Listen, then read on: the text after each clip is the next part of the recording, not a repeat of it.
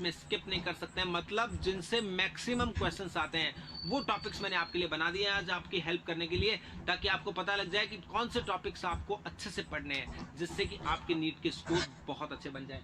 तो देखिए बच्चों, हम बात करते हैं, सबसे पहले आते हैं topic number first, some basic concept of chemistry. 11th का टॉपिक है मोल कॉन्सेप्ट, ऑर्गेनिटी, इन सबको अच्छे से पढ़ना है बच्चों अपने को।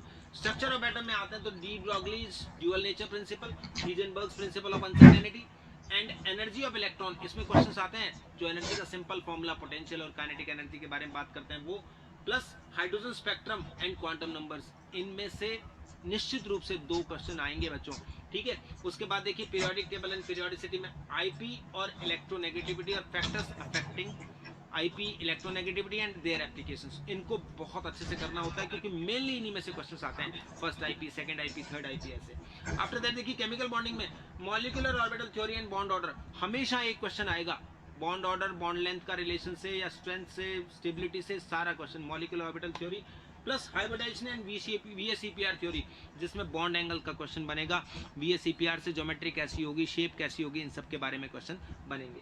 चलिए बच्चों, ये हो गया। नेक्स्ट देखिए स्टेट्स ऑफ मैटर, बहुत कम इंपोर्टेंट टॉपिक है, लेकिन आइडियल गैस इक्वेशन को प्रिपेयर कर लीजिए और लिक्विफिकेशन ऑफ गैसेस के बारे में थोड़ा सा नॉलेज ले लीजिए और याद कर लीजिए बच्चों। Thermodynamic and thermochemistry, enthalpy change in chemical reactions, इसमें आपको enthalpy of formation, enthalpy of क्या बोलते हैं कंबशन और सारी energy, vaporisation, fusion, sublimation, atomisation, hydrogenation, सबको पढ़ना है। बॉन्ड एनर्जी, बहुत स्पेशली बॉन्ड एनर्जी के बारे में पढ़ना है, इसके क्वेश्चंस हमेशा आते हैं, ठीक है। और फाइनली है वर्क डन, वर्क डन जो फिजिक्स में पढ़ते हैं वही केमिस्ट्री में भी थोड़ा सा पढ़ना है कि कौन सा प्रोसेस होगा तो किस तरह से वर्क डन होगा, कैसे कैलकुलेशन करेंगे, राइट। 2 से 3 क्वेश्चन मिलेंगे आपको थर्मोडायनेमिक्स में से भी। इक्विलिब्रियम, लीचेटले प्रिंसिपल थ्योरी का क्वेश्चन आता है पक्का। केमिकल इक्विलिब्रियम में बात करते हैं तो इक्विलिब्रियम कांस्टेंट के ऊपर क्वेश्चन आएगा, जो एक न्यूमेरिकल बनेगा जिसमें केसी निकालना आएगा या केपी कैलकुलेट करना आएगा। फिर pH of acid and base, उसमें से एक क्वेश्चन बनने के चांस होते हैं, या फिर आएगा बफर सॉल्यूशन में से, बफर सॉल्यूशन में से आने के ज्यादा चांस है इस बार।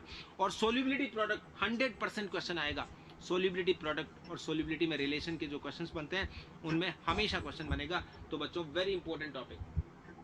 आफ्टर दैट देखिए रिडॉक्स रिएक्शंस, तो बैलेंसिंग देखनी होती है, इक्विवेलेंट मास देखना होता है, इक्विवेलेंट कॉन्सेप्ट देखना होता है, एक क्वेश्चन आने के चांस 100% है। ओके बच्चों, हाइड्रोजन जिसमें हार्डनेस ऑफ वाटर को बिल्कुल भी आपको इग्नोर नहीं करना है, हार्डनेस ऑफ वाटर बहुत अच्छे से आपको आना चाहिए बच्चों। तो ये टॉपिक है जिनमें कौन कौन से मेथड है जिसमें अपन परमानेंट और टेम्परेरी हार्डनेस को रिमूव कर सकते हैं, उनको अपने को अच्छे से पढ़ना है बस। एस ब्लॉक एलिमेंट में आपको पूरा पढ़ना होता है, पी ब्लॉक एलिमेंट्स में भी पूरा पढ़ना होता है एनसीईआरटी से, इनमें कुछ भी स्किप नहीं करना है बच्चों, इसमें मैं कुछ भी नहीं कहूंगा कि ये इंपॉर्टेंट है ये नहीं है, ठीक है ना। उसके बाद देखिए जनरल ऑर्गेनिक केमिस्ट्री में इफेक्ट्स ध्यान से पढ़ने, ज्योमेट्रिकल एंड ऑप्टिकल आइसोमेरिज्म को अच्छे से पढ़ना है, एरोमेटिसिटी, कौन सा एरोमेटिक स्ट्रक्चर ज्यादा स्टेबल है, कौन सा एरोमेटिक कैसे होगा, रेजोनेटिंग स्ट्रक्चर कौन सा ज्यादा स्टेबल है, कौन सा नहीं है, इन सब के बारे में पता लगेगा। एसिडिक एंड बेसिक स्ट्रेंथ बिल्कुल भी इग्नोर नहीं कर सकते, डेफिनेटली 1 से 2 क्वेश्चन आते हैं हर बार, चाहे 30 ईयर के पेपर देख लो आप। स्टेबिलिटी ऑफ इंटरमीडिएट्स में कार्बोकेटायन, कार्बेनायन और फ्री रेडिकल्स की स्टेबिलिटी हम इन इफेक्ट्स के बेस पे देखेंगे, उन सबको बहुत अच्छे से पढ़ना है। आफ्टर दैट हम आते हैं बच्चों नेक्स्ट पेज पे, हाइड्रोकार्बन्स, ये ऑर्गेनिक का वैसे लास्ट टॉपिक है 11th का, ठीक है ना। तो हाइड्रोकार्बन में हम देखते हैं इलेक्ट्रोफिलिक एडिशन रिएक्शंस, जिसमें अपन मार्कोनिकॉफ, एंटी मार्कोनिकॉफ पूरा पढ़ेंगे, ठीक है। इलेक्ट्रोफिलिक सब्स्टिट्यूशन रिएक्शंस, जिसमें बेंजीन की जो रिएक्शन है ईएसआर रिएक्शंस, उनको पढ़ेंगे। Ortho Meta para directing effect भी यहीं पढ़ लेंगे, जो 12th के अंदर आते हैं उनको यहीं पढ़ के अपन कंप्लीट करेंगे। और ओजोनलाइसिस ऑफ एल्कीन एल्काइंस, इनको भी अपन पढ़ेंगे, जो रिडक्टिव और ऑक्सीडेटिव दोनों होते हैं उसके बारे में कंप्लीट नॉलेज। सॉलिड स्टेट में देखिए relation between edge length and radius, A और आर में, जैसे अपन कहते हैं ए इक्वल्स टू 2r होता है simple cubic, a root 2 is equals to 4r होता है बीसीसी के लिए, और a root 3 is equals to 4r होता है। अपन बात करते हैं बच्चों, ये एफसीसी के लिए है और ये बीसीसी के लिए है और ये सिंपल क्यूबिक के लिए है। इन तीनों रिलेशंस पे क्वेश्चन आते हैं, डेंसिटी पे क्वेश्चन जरूर आता है, और आयनिक क्रिस्टल्स के स्ट्रक्चर के बारे में, और उसमें डिफेक्टेड सॉलिड जो होते हैं उनके रीजन में शॉर्ट की, और ये डिफेक्टेड सॉलिड है बच्चों, या डिफेक्ट इन सॉलिड कह सकते हो, थोड़ा छपा नहीं ढंग से, डिफेक्ट्स इन सॉलिड। तो बच्चों इसमें शॉर्ट की और फ्रैंकल डिफेक्ट के बारे में जनरली पूछा जाता है। सॉल्यूशन में देखिए क्वालिटेटिव प्रॉपर्टी में और एबनॉर्मल मॉलिक्यूलर मास हमेशा क्वेश्चन आएगा, तो डेल्टा टीएफ, डेल्टा टीबी, पाई और आरएलबीपी, ये 4 क्वालिटेटिव प्रॉपर्टी पढ़नी है अपने को, और इसमें वांट ऑफ फैक्टर को इंक्लूड करके, लाइक जैसे डेल्टा टीएफ क्या होता है, आई के एफ एम, इनको इंक्लूड करके क्वेश्चन आएंगे। 100% 2 क्वेश्चन आपको इस टॉपिक में से मिलेंगे। लास्ट इसमें बात करते हैं अपन 12th के फर्स्ट बुक का लास्ट पेज है ये, इलेक्ट्रोकेमिस्ट्री। इसमें आपको नर्स्ट इक्वेशन और इक्विलिब्रियम कांस्टेंट पे एक क्वेश्चन सर्टेनली मिलेगा, और electrolysis and it's law, Faraday के फर्स्ट लॉ और सेकंड लॉ को आपको अच्छे से पढ़ना है। और लॉजिकल टॉपिक की बात करें तो ईसीएस, इलेक्ट्रोकेमिकल सीरीज, जिससे कि reactivity of metal, non metal, उनके बारे में, plus reducing and oxidising power के बारे में, रिड्यूसिंग एंड ऑक्सीडाइजिंग पावर, ये सब एसआरपी से रिलेट करके आपको ईसीएस के थ्रू इनके आंसर्स देने होंगे। ये क्वेश्चन सर्टेनली आएंगे। काइनेटिक्स में देखिए बच्चों, रेट ऑफ रिएक्शन और रेट कांस्टेंट, तो रेट ऑफ रिएक्शन में रेट ऑफ डिसअपेरेंस अपीयरेंस के बारे में क्वेश्चन आ सकता है, प्लस रेट कांस्टेंट में आर्नेस इक्वेशन को यूज करते हुए टेम्परेचर के इम्पैक्ट को प्रॉपर्ली समझाकर उसके क्वेश्चन आते हैं। तो काइनेटिक्स में से भी 2 क्वेश्चन आपको पक्का मिलेंगे। कर सकते हैं अपन मैग्नेटिक मोमेंट, जो स्पिन ऑनली मैग्नेटिक मोमेंट होता है n × n+2 बोर मैग्नेटॉन, ये वाला, इससे अपन कैसे निकालते हैं कि after the effect of ligand कैसे निकलेगा वो निकालना है।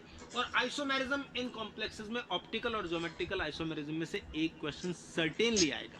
ठीक है बच्चों, तो ये फर्स्ट बुक पूरी हो गई है। Haloalkanes and haloarenes, इसमें न्यूक्लियोफिलिक सब्स्टिट्यूशन रिएक्शन और आयोडोफॉर्म रिएक्शन, हेलोफॉर्म और आयोडोफॉर्म HI के साथ, ये रिएक्शन अपने को सर्टेनली पढ़नी है।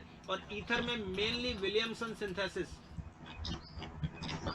उसके रिएक्शंस जो कन्वर्जन में पूरी काम आती है, सैंडमेयर रिएक्शन, गैटरमैन रिएक्शन, सारी इसी के अंदर आएगी। इतने सॉफ्ट टारगेट होते हैं बच्चों, ये सीधे क्वेश्चन हो जाएंगे। और बायोमोलिक्यूल में देखिए बच्चों, कार्बोहाइड्रेट्स में ग्लूकोज की रिएक्शन है, विटामिन से कौन से विटामिन की कमी से क्या होता है, ये सब बताया हुआ होगा। प्रोटीन है, प्रोटीन के स्ट्रक्चर, डीनेचुरेशन के बारे में होगा। तो ये सब वो टॉपिक हैं जिनको बच्चों अपने को अच्छे से प्रिपेयर करना है। मैंने मतलब इनकी हेडलाइंस आप So thank you friends for watching this video. I hope you like this video. I hope this video help us you to gain marks in the chemistry section, and also making video for physics and biology section. So I am just saying that if you really want to achieve something in your life, you really need to be motivated yourself each day. So I also make a video on motivation, and if you really want to achieve your goal, you need to work hard. That's true. So I hope you like this video, and click on the subscribe button and the like button, because some more such videos are coming in the next session. So thank you friends.